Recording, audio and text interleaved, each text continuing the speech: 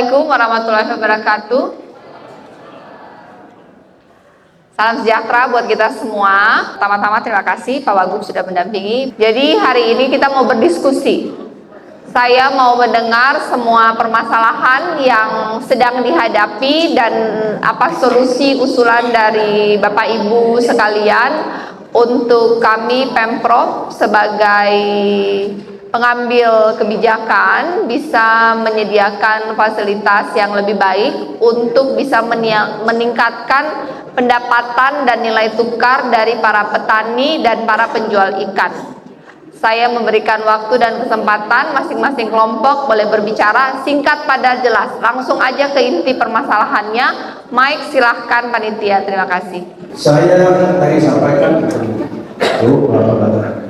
kendala yang terjadi. Saya melihat perkembangan di tahun 2025, saya melihat perkembangan ini bahwa hasil produksi yang barangkali Pak Bali dan Fahmi kurang lebih di atas 2.000. Hampir sebenarnya feedbacknya untuk ini apa?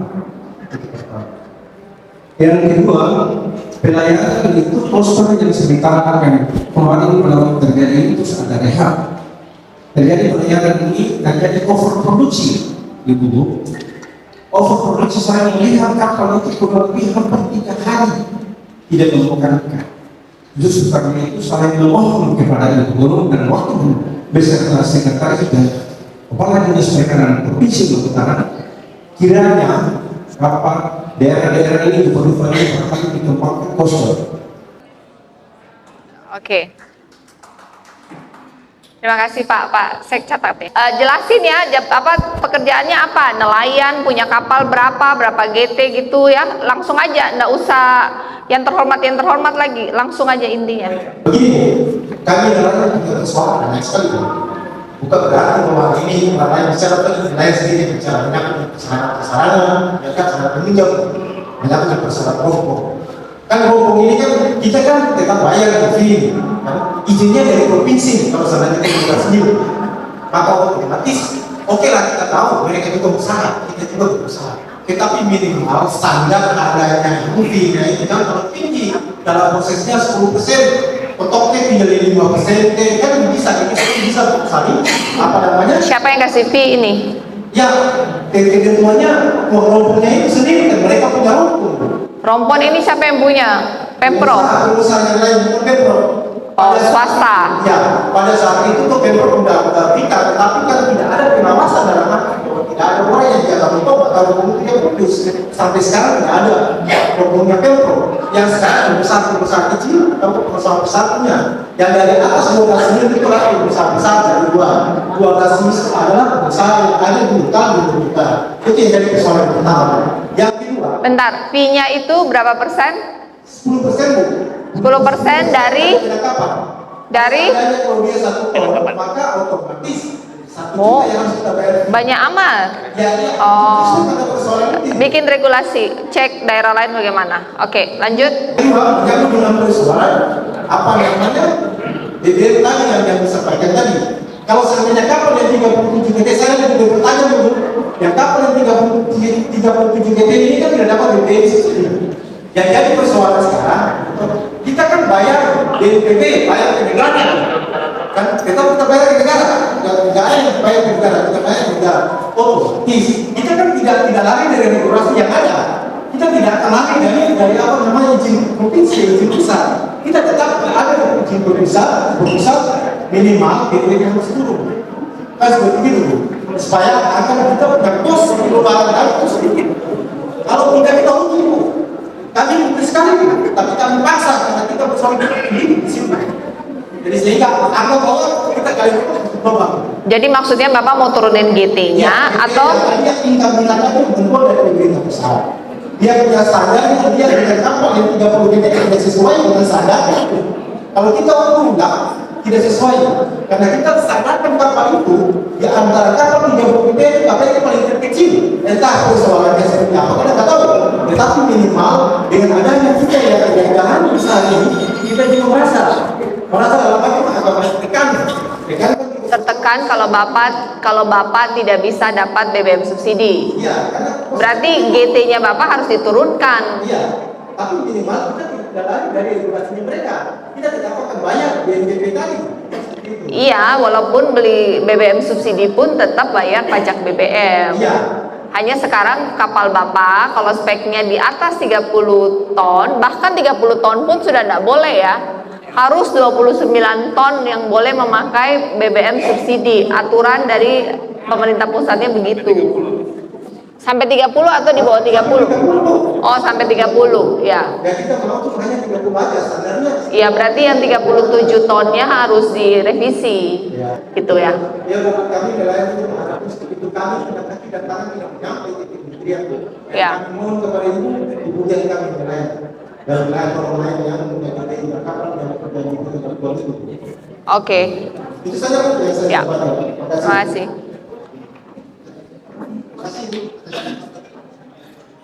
Saya kasih apa ini? Kapasitas berapa? 32. Berapa kapal? Ada satu. Oh, ini yang punya semua bantuan ya? Kalau gitu bikin perencanaan untuk pengukuran kembali, revisi kembali, renovasi kembali, supaya ada di bawah. Tapi biayanya harus dipikirkan juga, biayanya bagaimana dan berapa. Ya, diinventaris dulu berapa biayanya. Oke. Bu, yang pertama yang bilang itu, tapi sekarang ini banyak kapal yang belum ada izin karena akibat dari perubahan regulasi dari 05 ke 28 tentang OSS. Nah, permasalahannya begitu. Selama ini OSS dari PTSP tidak melakukan sosialisasi baik PTSP maupun KKP, sehingga pada saat perubahan regulasi sampai sekarang ini kapal itu masih banyak belum ada izin. Kemarin saya baru urus ada 10 kapal. Permasalahannya ini kan regulasi juga itu, tapi kan disosialisasi oleh PTSP provinsi maupun PKP. Karena waktu kita tanya cuma jawaban saja, baca sendiri aja. Sehingga kita ini kalau itu kita tidak hapus, ini seharusnya depan sudah. Karena kita ini belajar dari itu TikTok. Saran Bapak apa? Saya ini batas sosialisasi lebih baik PTSP maupun KKP. Karena ada satu izin yang sudah dicabut DLB-nya, itu kapalnya ada dibaca, itu tidak bisa lagi terus izin. Yang permasalahan kedua ini, karena TTP ini kita sudah bayar 1 tahun, pada saat terbit izin disuruh bayar lagi. Kita mau waktu kita disuruh bayar ada regulasinya, usulan bayar kita sudah berdebat lagi, itu ada regulasi. Waktu kita tanya arahan pusat lah, arahan pusat yang sesuai dengan PP 85 itu kita sudah naikkan, selesai dalam 1 tahun. Ada lainnya dari SDKP provinsi dibuat pertemuan antara nelayan sama yang BPM yang pemerintah pusat supaya menjelaskan kalau itu ada regulasinya, nelayan tidak perlu berdebat lagi. Karena kita sudah bayar 1 tahun, pada saat keluar CP lagi harus bayar lagi. Semua nelayan bayar. Bentar, sabar, jawab dulu. Berarti untuk diketahui, PNBP yang Bapak Ibu bayar itu kepada pusat belum ada bagi hasil kepada provinsi, belum ada hitungannya. Jadi saat ini pembagiannya paling dalam program-program DAK, tapi tahun ini juga belum ada DAK ya. Oke. Yang kedua, perizinan bagaimana itu? Kenapa bisa kapal-kapal tidak ada perizinan? Perizinan untuk kita di daerah itu sudah dibebaskan untuk kapal-kapal daerah. Demikian pula halnya kapal-kapal pusat yang kapasitasnya di atas 30 BT, izin terkait dengan dokumen juga sudah dibebaskan. Tidak perlu izin? Tidak perlu izin, dokumen tetap ada, tapi biayanya telah dibebaskan. Iya, tapi izinnya ada enggak? Ada izin. Enggak pakai biaya? Tidak pakai biaya. Kalau sebelum penerapan pasca tangkap, dulu untuk 1 kapal kelengkapan dokumennya itu kita nelayan-nelayan di atas 30 BT bisa menghabiskan sampai 80 juta. Izinnya estafet paralel, izinnya itu 1 selesai, baru 1 sampai selesai, izin ending itu butuh waktu cukup lama, dan satu izin yang proses bisa jadi setelah izin berikut satu izin lagi masa berlaku habis. Akhirnya kemudian pemerintah mempertimbangkan seluruh proses perizinan dibebaskan dengan penerapan pasca tangkap PNBP tadi. Oh, jadi sekarang sudah tidak ada biaya mengurus izin tangkap, tapi kemudian ada PNBP. Dasar perhitungan PNBP berdasarkan hasil tangkap. Ya. Berapa?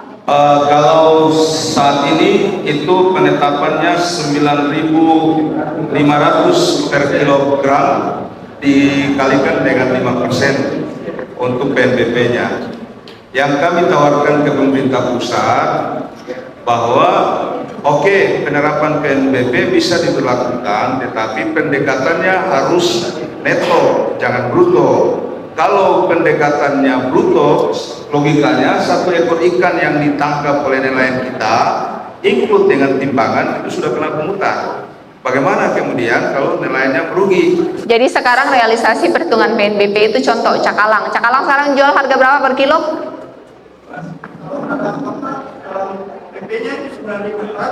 Anggaplah cakalang tuh jual 20.000 ya, contoh ya. Cakalang jual 20.000, PNBP yang dibayarkan berapa? 9.500. Hampir 50%? 9.500 itu harga patokan.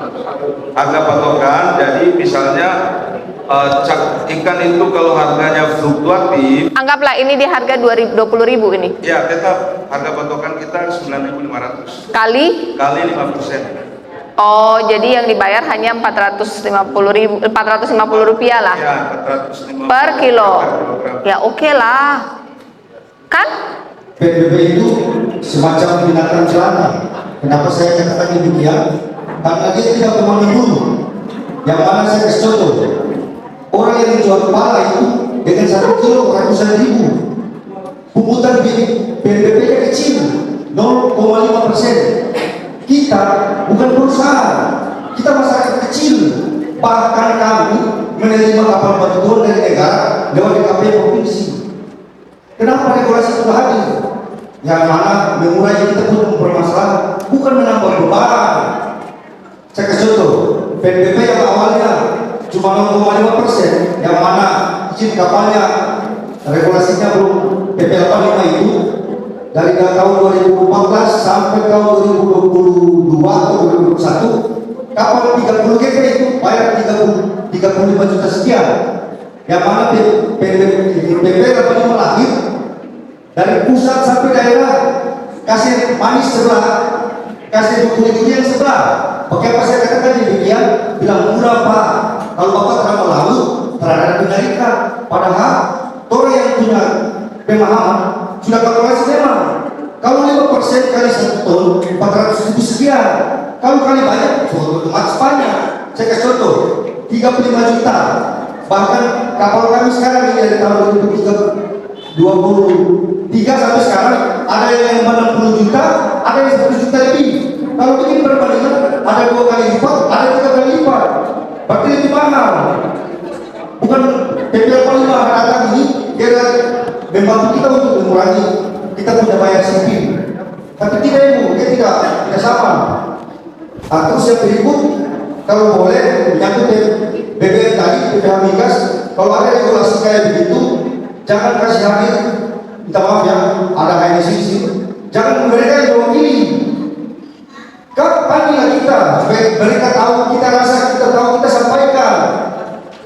Apa itu HNS? Tidak ada di sini. Apa? Himpunan Nelayan Seluruh Indonesia Maluku Utara. Himpunan Nelayan Seluruh Indonesia. Oh. Organisasi. Jadi kalau boleh, panggillah kita, walaupun satu kota, satu kabupaten, satu mewakili kita. Jangan regulasi lain kayak begitu jadinya. Yang mana saya contoh, tadi sudah disampaikan, kapal di atas 30 GD tidak bisa menikmati BBM dari subsidi. Timbul pertanyaan, coba itu kayak gitu, kapal 29 GD, pemiliknya siapa? PT, bukan perorangan. Mereka menikmati BBM dari subsidi, malah paku-paku kaki negara. Sebentar kita ambil buat BBM santai. Kita di sini kasihan, sudah mahal, kucing-kucingan lagi. Demikian itu saya. Lanjut.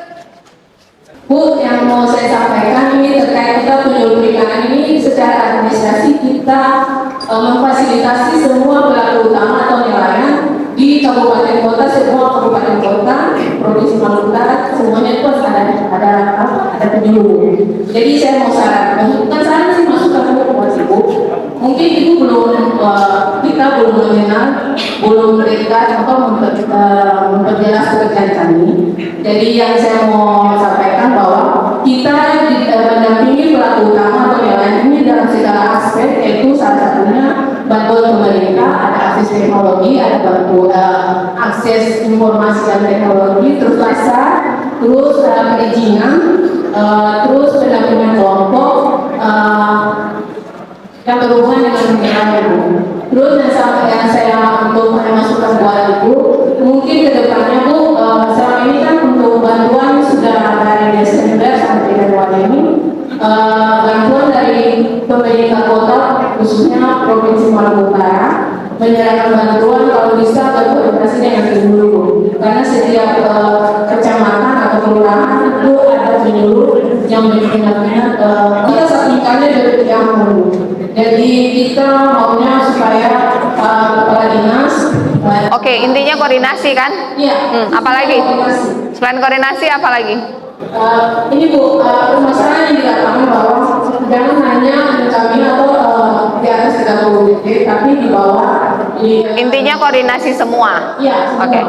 Terus salah satunya juga sarana pengolahan untuk pemasaran Bu. Ibu-ibu yang berjual di pasar itu rata-rata dia punya bubos dan bubos itu kurang Bu. Terus kalau bisa jangan hanya armada, tapi mesin juga Bu, atau GPS juga bisa mendukung untuk penangkapan mereka Bu. Ibu penyuluh dari pusat ya? Iya. Oke, jadi pertama begini. Pertama, pelabuhan ini tidak bisa dikatakan industri dan hilirisasi karena bentuknya sangat berantakan dan tidak profesional. Jadi sekarang kita mau benerin supaya bentuknya bagus. Hadir di sini Bapak Kadis PU. Hadir di sini Kadis PU. Sudah lihat itu jalan jelek sekali, tolong diaspal. Ya. Yang kedua, Pak Resa bikin master plan-nya, bahas dengan teknis Kementerian KKP, mereka punya, atau dengan PPN ya, mereka punya tenaga ahli enggak untuk membangun master plan ini dibikin lebih bagus ya. Saya sudah diskusi dengan para pengelola cold storage dan pabrik es. Tapi ini diskusi kembali lagi, Pak Kadis, Pak Sekretaris, dan Pak Resa duduk bersama dengan koperasi dan nelayan. Info yang saya dapat per hari ini adalah kita cuma punya satu pabrik es 10 ton, dan itu kurang. Butuh 20 ton, dan itu kurang. Kita butuh satu lagi pabrik es dengan kapasitas 20 ton lagi. Dan itu bisa saya bangun. Tapi pastikan hanya itu saja yang kita kurang atau kita butuh lagi, biar final. Kemudian yang kedua, kita punya dari Pemprov itu, kita punya 2 fasilitas cold storage dan ABF.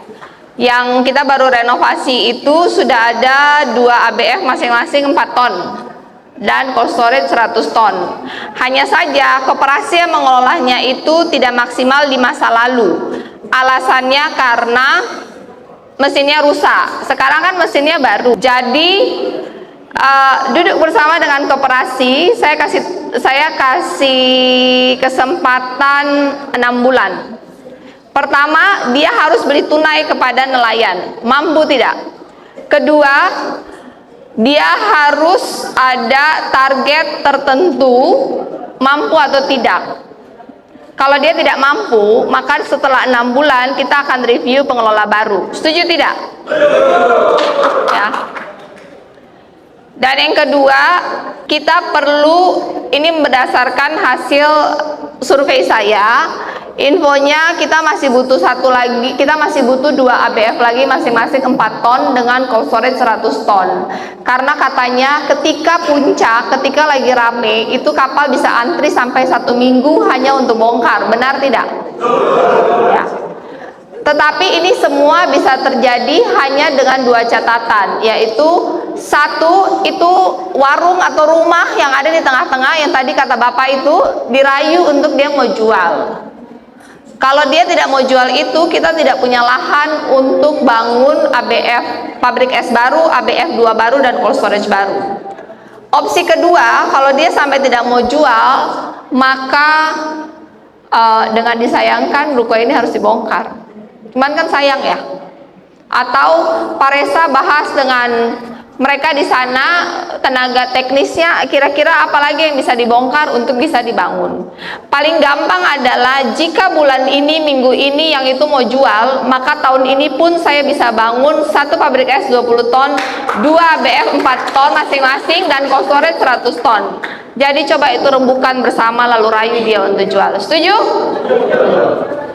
Jadi pertama kita kurangi kalau boleh maksimum di puncak tidak ada antrian untuk bongkar, karena itu mempengaruhi biaya Bapak Ibu nelayan. Kedua, bahas kuota, bagaimana kita naikin kuota untuk BBM subsidi. Dan yang ketiga, rekap semua kapal pemberian Pemprov yang di atas 30 GT. Kalau kita turunkan menjadi 29 GT, berapa biaya masing-masing, siapa yang mau bayar biayanya, mau bagi hasil atau bagaimana, secara aturan BPK dan lain-lain itu bagaimana.